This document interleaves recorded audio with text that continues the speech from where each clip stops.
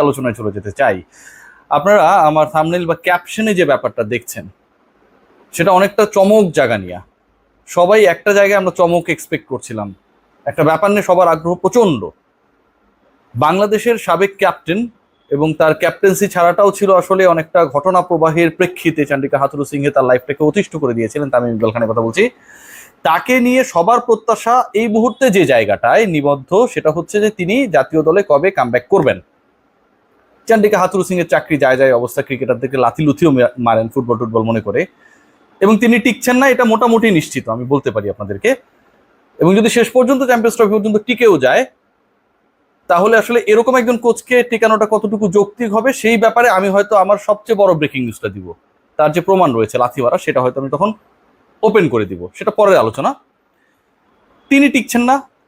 বাংলাদেশ দলের সবচেয়ে ক্রাইসিস হয়েছে তামিম ইকবালের যে সময়টায়, যেই সময়ে নাজমুল হাসান পাপন প্রেসিডেন্টের দায়িত্বে ছিলেন, সেই সময়টায় নাজমুল হাসান পাপন এখন দায়িত্বে নেই, অপারেশনস চেঞ্জ হয়ে গেছে।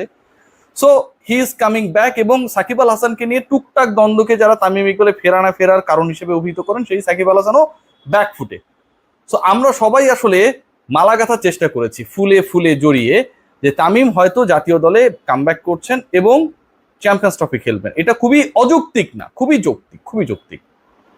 কিন্তু অবস্থা দৃষ্টে আমার রিসার্চ, আজকে বাংলাদেশ ক্রিকেট বোর্ডে সকাল থেকে যা হয়েছে, আমি সন্ধ্যা অবধি ছিলাম, যতটুকু বুঝতে পেরেছি ক্রিকেট বোর্ডের কর্মকর্তা এনএসসির একটা সূত্র আমাকে অনেকটাই কনফার্ম করেছে এখন পর্যন্ত যে ঘটনা, তাতে তামিম ইকবাল ডেফিনেটলি বাংলাদেশ ক্রিকেটের সাথে আরো স্ট্রংলি জড়িত হতে যাচ্ছেন। এবং সেই রোলটা কি হতে যাচ্ছে সেটা তামিমের ব্যাপারে অন্য কারো স্টেটমেন্টের থেকে ভিন্ন একটা ঘটনা অনেক বেশি পরিষ্কার করে দিয়েছে। খালেদ মাহমুদ সুজন, বাংলাদেশ জাতীয় দলের সাবেক ক্যাপ্টেন, বিসিবির সদ্য সাবেক পরিচালক, গেম ডেভেলপমেন্ট কমিটির চেয়ারম্যান, ক্রিকেট অপারেশনস এর ভাইস চেয়ারম্যান, তিনি আজকে সকালবেলা তিনি পদত্যাগ করেছেন। তার পরিচালকের পদ থেকে তিনি পদত্যাগ করেছেন। বাংলাদেশ ক্রিকেট বোর্ডের পরিচালক হিসেবে খালেদ মাহমুদ সুজন এখন একটা সাবেক নাম। সাবেক নাম যখন বলছি ঠিক তখন আরেকটা সাবেক শব্দ বলতেই হচ্ছে। মানে খালেদ মাহমুদ সুজন আসলে কোন ক্যাটাগরিতে পরিচালক হয়েছেন? পরিচালক হবার তো ক্যাটাগরি অনেকগুলো, মিলিয়ে নিন। ক্লাব ক্যাটাগরি, জেলা ও বিভাগ ক্যাটাগরি, সাবেক অধিনায়ক ক্যাটাগরি, এনএসসির ক্যাটাগরি, এই যে আমি ক্যাটাগরিগুলোর কথা বললাম, এই ক্যাটাগরি মিলে 25 পরিচালক। সাবেক অধিনায়ক ক্যাটাগরিতে একজনই বাংলাদেশ ক্রিকেট বোর্ডের পরিচালক হতে পারেন, একটাই কোটা, এবং সেই কোটায় খালেদ মাহমুদ সুজন 2013 সাল থেকে এখন পর্যন্ত নির্বাচন করে পরিচালক হয়েছেন। তিনি যখন পদত্যাগ করেছেন, ব্যক্তিগত কারণের কথা বলেছেন, ব্যক্তিগত কারণে হুট করে খালেদ মাহমুদ সুজনের খারাপ লাগা শুরু হয়ে গেল এবং তিনি পদত্যাগ করলেন, এটা বিশ্বাসযোগ্য না, একদমই বিশ্বাসযোগ্য না। একটা ব্যাপার রয়েছে ভেতরে, যেই ব্যাপারটা এখনো ক্লিয়ার না, হয়তো আমরা পরবর্তীতে জানতে পারবো, সেটা যেটাই হোক না কেন। কদিন আগেও তিনি পূর্বাচলের মাঠে বিসিবি প্রেসিডেন্ট ফারুক আহমেদের সাথে, আমাদের গাটসি প্রেসিডেন্ট ফারুক আহমেদের সাথে হাস্যোজ্জ্বল ছবিতে আমরা তাকে দেখেছি একসাথে। নাজমুল আবেদিন ফাহিমের সাথে তিনি খুব অ্যাক্টিভ ছিলেন। হুট করে তিনি কেন ব্যক্তিগত কারণে পদত্যাগ করবেন? এটা তো কোনো কারণ নাই। তিনি অসুস্থ হতে পারেন, তার পরিবারের লোকজনের কোনো সমস্যা থাকতে পারে, সেরকম কোনো ঘটনা না আমি যতটুকু জানি। তার মানে একটা কারণ রয়েছে। কারণ যেটাই হোক, সেটার থেকে বড় ইস্যু যেটা, একজন সাবেক ক্যাপ্টেন ক্যাটাগরিতে যিনি বোর্ড পরিচালক হয়েছেন, তার জায়গায় এটা স্পষ্ট বাংলাদেশ ক্রিকেট বোর্ড একজন সাবেক ক্যাপ্টেনকে দিয়ে রিপ্লেস করতে চাইছে, এবং সাবেক একজন ক্যাপ্টেনকে দিয়ে খালেদ মাহমুদ সুজনের পরিচালকের জায়গাটাতে রিপ্লেস করতে চাইছে। এটা আরো বেশি পরিষ্কার হয় কারণ অন্য কোনো ক্যাটাগরি থেকে আমরা রিসেন্ট পাস্টে গত কয়েকদিনে কিন্তু কাউকে পদত্যাগ করতে দেখি নাই। সেই সাবেক ক্যাপ্টেনকে হতে পারে আপনাদের আলোচনায় আমিনুল ইসলাম বুলবুল, তিনি আগ্রহী না বোর্ড পরিচালক হতে, অন্য ভূমিকা আসতে আগ্রহী। তার মানে তার অপশন বাদ। মোহাম্মদ আশরাফুল, তার অপশন বাদ, কারণ ফিক্সিং ইস্যু নিয়ে অনেক ধরনের সমালোচনা হচ্ছে, যদিও আশরাফুল এটা নিয়ে ভুল স্বীকার করেছেন। এই ব্যাপারটা নিয়ে এখনো যে এত চর্চা হচ্ছে সেটা আসলে তিনি এক্সপেক্ট করেন না, এটা আমিও এক্সপেক্ট করি না। থার্ড যে অপশন খালেদ মাসুদ পাইলট, তিনি নিজে মামলা খেয়েছেন, জমি দখলের মামলা কিছুদিন আগে খেয়েছেন, সত্য মিথ্যা পরের হিসাব। সো এদের তিনজনই বাদ।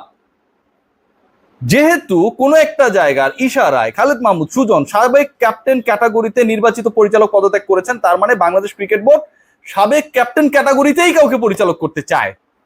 এবং সেই নামটা, যেই তিনজনের নাম বললাম, আশরাফুল, বুলবুল, পাইলট, কেউ না। তার মানে কে? তাহলে কে আছে? কে বলেন? তামিম ইকবাল খান। আমি মোটামুটি আমার যে সূত্রগুলো আমি মেলানোর চেষ্টা করেছি, Tamim Iqbal Khan is going to be Bangladesh cricket board director shortly.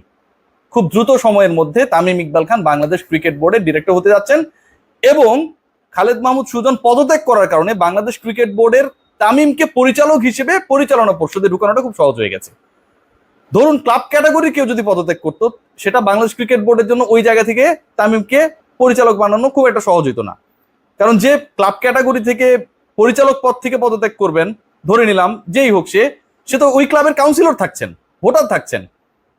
So তামিমকে যদি তার জায়গায় ঢুকাইতে হয়, মিস্টার এক্স এর জায়গায়, যিনি ক্লাব ক্যাটাগরি থেকে পদত্যাগ করে বিশ্রামে চলে গেছেন, তাহলে তামিমকে তো কাউন্সিলর বানাতে হবে আগে ক্লাবের, ওই জায়গাটা তো ভ্যাকেন্ট না। কিন্তু যখন কেউ সাবেক অধিনায়ক ক্যাটাগরি থেকে পদত্যাগ করবেন, সেটা বিসিবির জন্য ইজি। কেন? কারণ সাবেক অধিনায়ক ক্যাটাগরিতে যারা কাউন্সিলর, সেই কাউন্সিলররা nominated by Bangladesh cricket board. Bangladesh cricket board সাবেক অধিনায়ক ক্যাটাগরিতে 6-7 জন 8 জন 10 জন যে কাউন্সিলর থাকেন, হীরা ভাইরা ছিলেন এক সময়, বুলবুল ভাই আগে ছিলেন, এখন তাকে রাখা হয়নি লাস্ট টার্মে, এটা পুরোটাই কন্ট্রোল করে, মেইনটেইন করে, নমিনেশন দেয় বাংলাদেশ ক্রিকেট বোর্ড।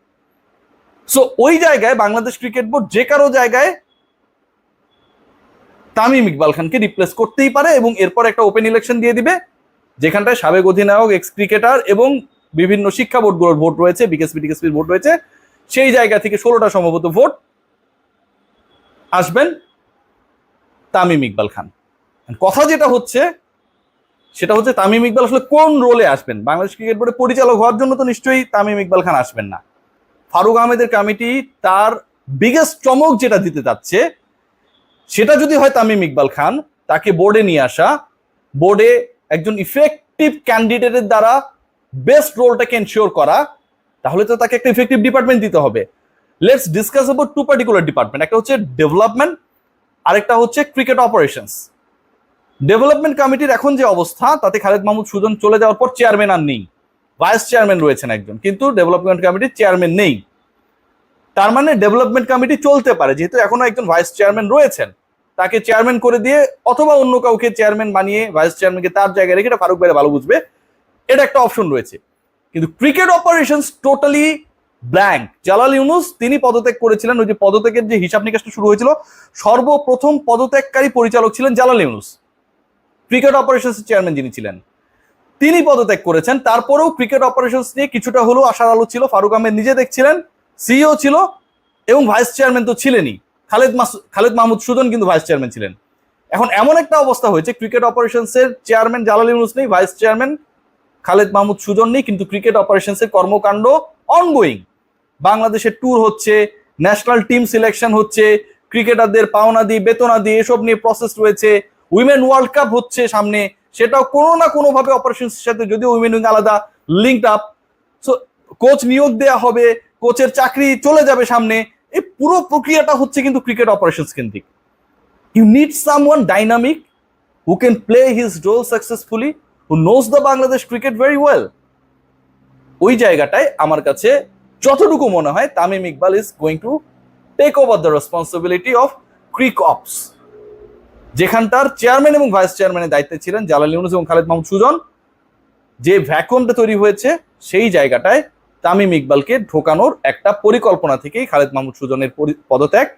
এবং যেহেতু খালেদ মাহমুদ সুজন পদত্যাগ করেছেন, সাবেক অধিনায়ক ক্যাটাগরিতে একজন ডিরেক্টর বিসিবি চাইলে এখন নিতেই পারবে, এত সহজেই নিতে পারবে যে ওই পার্টিকুলার ক্যান্ডিডেট যদি কাউন্সিলর নাও হয়, তাও তাকে কাউন্সিলর বানাটাও বিসিবির জন্য খুব কঠিন কাজ না, কারণ সাবেক অধিনায়ক ক্যাটাগরিতে যে কজন কাউন্সিলর রয়েছে, ভোটার রয়েছে, সেই নমিনেশনটা বাংলাদেশ ক্রিকেট বোর্ডই দেয়, অন্য কেউ দেয় না। So it's very easy for Tamim Iqbal to entry into the board. Let's see what happen, but the information I have till now, Tamim Iqbal is going to be the part of Bangladesh cricket board as a director. তার ক্রিকেটে ফেরার সম্ভাবনাটা আপাতত খুব কম, খুবই কম। সবাই ভালো থাকবেন, টেক গ্রেট কেয়ার। ফারুক আহমেদের এই বোর্ডের সবচেয়ে বড় চমক হতে যাচ্ছেন তামিম ইকবাল ভিন্ন রোলে।